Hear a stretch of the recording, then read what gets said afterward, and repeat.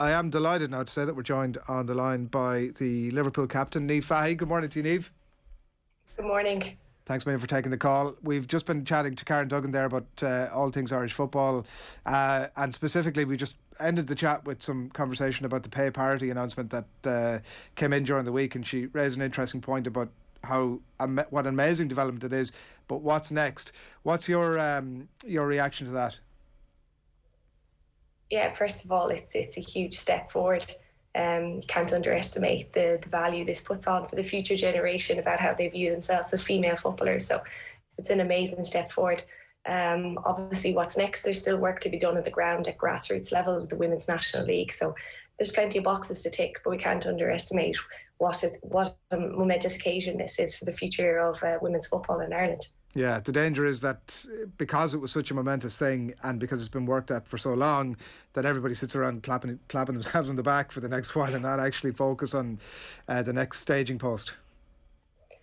Of course, you get the plaudits and everyone basks in the amazing achievements that they've just done, but there is a steering group in the FAI that are working behind the scenes to work on the issues such as grassroots football, such as underage football. So those issues aren't going to go away and they need to be fixed and addressed, and that's what's being done behind the scenes.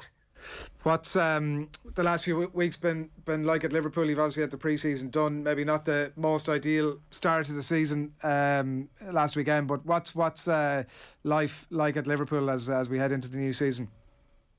Yeah, it's been a bad start. Obviously, one game, one loss, so we have to go away to Watford this weekend and rectify that. But it's very early days. We had a very up and down pre-season with COVID. It's not an excuse, but there's plenty more football to play, and we're bedding in and not a lot of new players with our new manager Matt Beard. So there's a lot of football ahead, and yeah, coming up with Watford on Saturday. And some new competition at the back as well. I see, Niamh. There's how does that change the dynamic things for yourself? Like, I don't think, and I mean, you'll say that every position is up for grabs, but that you necessarily are in that category in terms of been under threat for your role in the team, and particularly given your captaincy in that. What's the new manager that you mentioned obviously has brought in some new options and a new centre back. Yeah, there's been a whole revamp at the squad. I think we've strengthened in every position, especially at the back. But for me, it's great. Everyone wants competition. It pushes the standards, and it just lifts the whole team. It's what you want. No one wants to get comfortable because automatically our human nature standards drop. The manager's had good conversation with me. He values me. He values my experience. He values me as a player. So I just have to push hard in training and work for my spot like everybody else.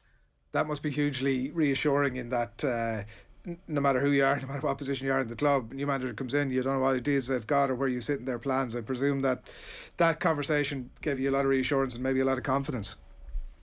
Exactly. There's no, just because you're captain, it doesn't mean you're going to start.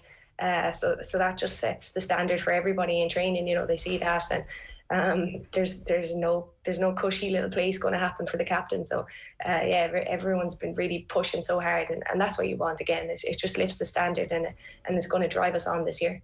It does seem that the WSL 2 is this incredibly competitive place at the moment where it's almost a rat race to get into the very top tier. Everybody's investing in their squad, the standards are constantly rising, and it has a potential to be this incredibly chaotic and brilliant for the neutral season over the next few months. Definitely, especially this year. I think it's akin to the men's championship in terms of the brutality of it, in terms of who comes up, who comes down. There's one spot who can get promoted, so it's really going to be tight. And obviously the investment that's come in, it's really difficult. And then you have the clubs that have been there for a couple of years, the league like the back of their hand, know the tricks of the trade. So it's really a tough league, and we're going to find it difficult this year, as we've seen in the first game already. But it's going to be tight. Every game is up for grabs, so you just have to focus each game as it comes. Is there much of a shift from the new manager in terms of style and the way you're going about your business? Is any indications on that early doors?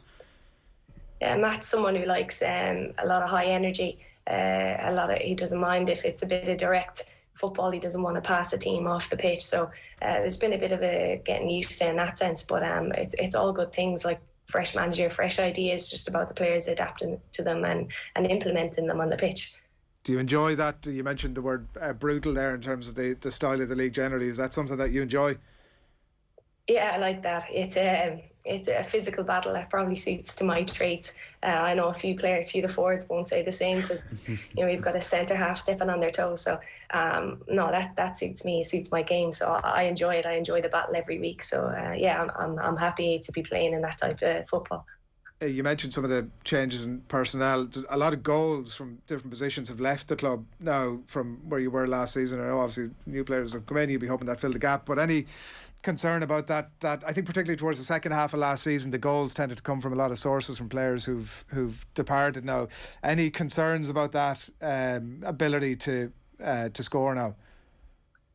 No, none at all. We've brought in Leanne Kiernan from West Ham. We've got obviously Irish international, and then we've got Rihanna Dean from Tottenham, and these are really young, exciting players with plenty of goals in their locker. So he's gone for a different type of player as well. He's gone for a lot of pace, and then he's gone for a bit of more physicality. So it's just a matter of time before we click and start reproducing those results.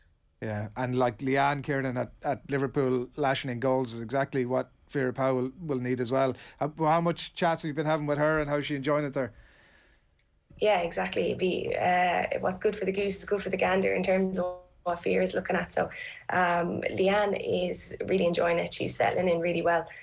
She likes the fact that she's not too far from home, so she can fly back to Cavan when she gets the opportunity. But yeah, no, she's really settled in. She likes the club. And there's a good group of girls there that have really welcomed her in. She's a good character. She's easy to fit in anywhere, Leanne. So she'd talk the legs off you. So a lot of them are finding the accent a bit difficult, but no, they're getting used to her now. There's a lot of chat about pig farming, is there? Oh, yeah, exactly. You wouldn't believe the questions they have. 11 points back, I think was, if I'm right, back at the end of last season. It's a bit of a gap. Obviously, you were third in the table, so not that far off it. But the ultimate objective, have you spoken about that as a squad, about trying to get away from the brutality as much as you say it suits your game, to get away from that and get in amongst the WSL? Oh yeah, of course, that's the goal. But as we know from last season, it's extremely tight league, and last season we probably thought we'd bounce straight back up, and that's definitely not the case. So for us, the goal is to just be in and around the mix come Christmas, and then take it from there. There's no setting the stall out about where we should be at a specific time. It's just being about in the mix and being competitive, and then hopefully it'll be good enough by the end of the year. From being involved in the game for a while, like, how big is this season going to be, do you feel, for not just for your division but obviously for the top tier, given the Sky deal, given like even just seeing the BBC unveil their pundits the other day for the season ahead? It's not something we've seen too often. No, it's huge in terms of visibility for the game. Obviously TV, Sky, the likes of BBC coming in is huge. You're hitting audiences you've never hit before. It just helps to grow the game massively. Then you get the sponsorship that comes in and the revenue that comes with that. So it's huge for the game, and it's going to push the women's game on even further. And it's just great to see, really. Niamh, can I ask you, just to slightly go back to the pay parity conversation? You're somebody who has a good profile in this country. You've nearly 100 caps for your country. You're captain of one of the biggest clubs on the planet. We're post the 20 by 20 movement. The government obviously tried to, I guess, piggyback on some of that. Sport Ireland are doing some good work. We've obviously had this announcement in relation to the pay parity. I guess this is a topic you must think about a bit, but like, what's the next step for us as a country when it comes to moving on that conversation now and that movement with women's sport in Ireland? It's a difficult question to say, what's next, but there's lots to be done. It's not just about pay parity. There's a lot of infrastructure that needs work. There's grassroots level that needs a redevelopment and overhaul. There's so much neglect, shall we say, in women's sport that needs a lot of resources, needs a lot of time. So yeah, although this is a massive thing, we can't forget all the other stuff that needs to happen. And yeah, it's there's loads of things. What next, really? I'm not involved at that structural level, but I know there are people who are working massive, like Sport Ireland, who are doing great things for women in sport and women in leadership positions to grow women's sport in this country. Is it important to tell the stories, do you think? Because like anecdotally, we've certainly heard stories from various inter-county teams where like facilities, you've sort of hinted at it there, around GAA are not up to scratch, or in relation to football where they're just not up to scratch. And sometimes people are less willing to talk about those stories because the movement itself has obviously moved on so much, and it feels as if you're nearly taking a backward step to talk about it. But is it important in some regards that we tell those stories and bring that kind of stuff to light? Definitely. You have to highlight issues.